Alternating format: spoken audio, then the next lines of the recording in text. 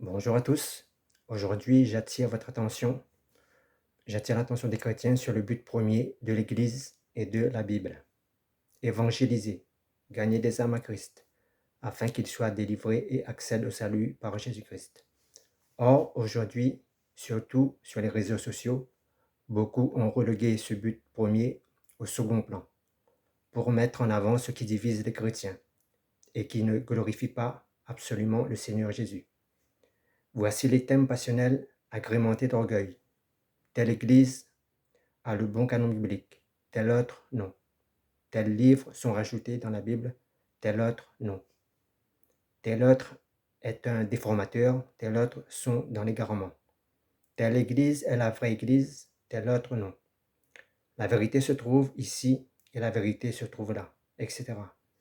Tous ceux-ci sont éloignés de l'évangélisation et le monde qui regarde cela de l'extérieur trouve de bonnes raisons pour ridiculiser le christianisme et les chrétiens en particulier. Quel spectacle glorieux que nous offrons au monde, un spectacle de division, alors que le Seigneur nous demande d'être unis, car c'est le diable qui divise. Une des plus grandes erreurs que font les gens en parlant de la Bible, c'est qu'ils parlent de la Bible au singulier, alors que la Bible existe au pluriel. 66 livres pour les protestants, 73 livres pour les catholiques et plus de 73 livres pour les orthodoxes. La plupart des gens confondent la Bible avec les Saintes Écritures. Ils confondent le contenant avec le contenu, bien que dans l'usage courant, la Bible, la parole de Dieu, les Saintes Écritures sont confondues. Pourquoi il existe 3 Bibles chrétiennes, hors celle des témoins de Jéhovah? C'est à cause des livres deutérocanoniques. Ce n'est pas parce que des bibliothèques ont été constituées à des époques différentes que les livres qui se trouvaient à l'intérieur de ces bibliothèques ont eu nécessairement des origines différentes. Par exemple, le Pentateuque ou les évangiles ont la même origine de rédaction, d'apparition, alors qu'ils ont été intégrés dans des différentes bibliothèques à des époques différentes.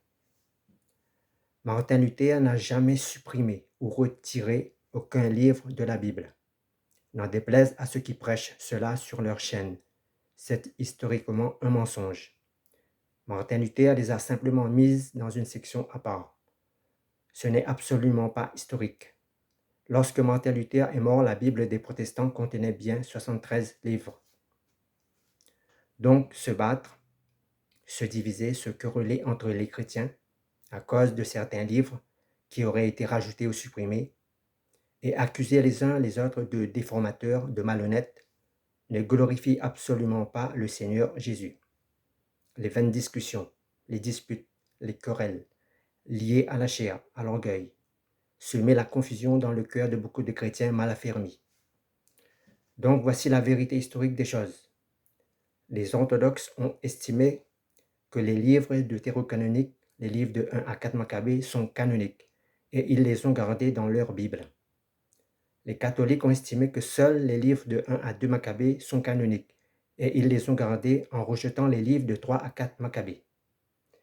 Les protestants ont rejeté l'intégralité des livres de Maccabée, ne les considérant pas comme canoniques. Donc, passer son temps à accuser les uns des autres de malhonnêtes et dénigrer telle ou telle église n'a aucun sens. Dire sans cesse que la vérité se trouve dans telle ou telle église, ou que la vraie église est ceci ou cela, n'a aucun sens. La vérité dans l'église, c'est Christ. La vérité dans l'évangile, c'est Christ. La vraie église, c'est celle qui confesse et qui reconnaît que Jésus est le Fils de Dieu, le Sauveur du monde.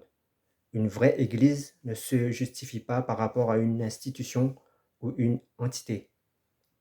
Une vraie église, c'est celle qui manifeste la foi en Jésus-Christ et pour Jésus-Christ, pour la gloire de Dieu le Père.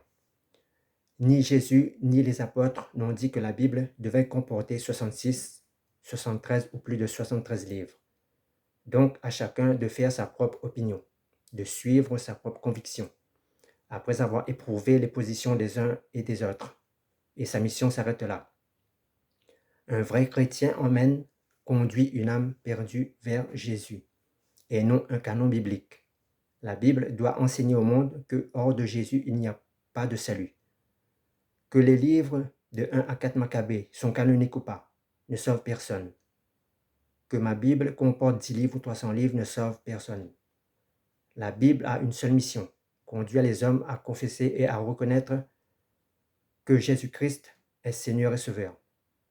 Christ a emmené l'Évangile pour éclairer les hommes et non pour semer la confusion ou diviser l'Église corps de Christ ou semer le doute, la culpabilité dans la foi d'un chrétien, selon que sa Bible contient un certain nombre de livres ou pas. Ce qui divise les chrétiens sur la Bible vient de la conviction que chacun en a de la Bible.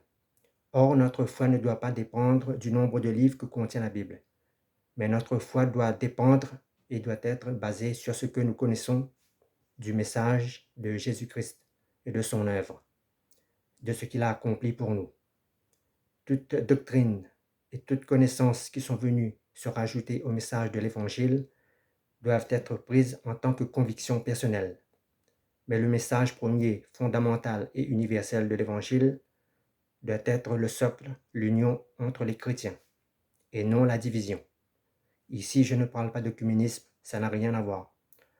On en arrive à mettre la foi d'un chrétien au second plan et le juger en fonction du nombre de livres que contient sa Bible. C'est irresponsable et absurde. Ce n'est plus l'esprit qui prime, c'est la lettre. Or, ce qui est fondamental, c'est la foi en Jésus-Christ, car celui qui a le Fils a la vie. Christ n'a pas prêché un évangile orthodoxe, catholique ou protestante. Christ a prêché l'évangile de Dieu. Jésus n'a jamais prêché l'Immaculée Conception, le purgatoire, l'infaillibilité pontificale, le canon biblique ou les livres deutérocanoniques, etc. Toutes ces choses viennent des hommes. Et si des personnes ont la conviction de tout cela, ceci les concerne. Seule la parole de Dieu est esprit et vie. Les dogmes et doctrines des hommes ne sont que convictions, interprétations et lettres. Car la lettre tue, divise, engendre des disputes, des discussions vaines, de l'orgueil envers son frère, alors que l'esprit vivifie. Et enfin, les catholiques, les orthodoxes, les protestants ont gagné des âmes pour Christ. C'est indéniable et c'est l'essentiel. Par ces églises, des âmes sont venues à Christ. Que ces âmes soient venues à Christ par une Bible de 66, 73 ou plus de 73 livres, ce qui compte, c'est que ces âmes soient sauvées. Car une âme sauvée et convertie remplit le ciel de joie. C'est le plus important et c'est tout ce qui compte. Et tout ce qui se trouve au-delà de l'Évangile, au-delà de Christ, ne sont que vaines discussions, oisives et charnelles, et mêlées d'orgueil.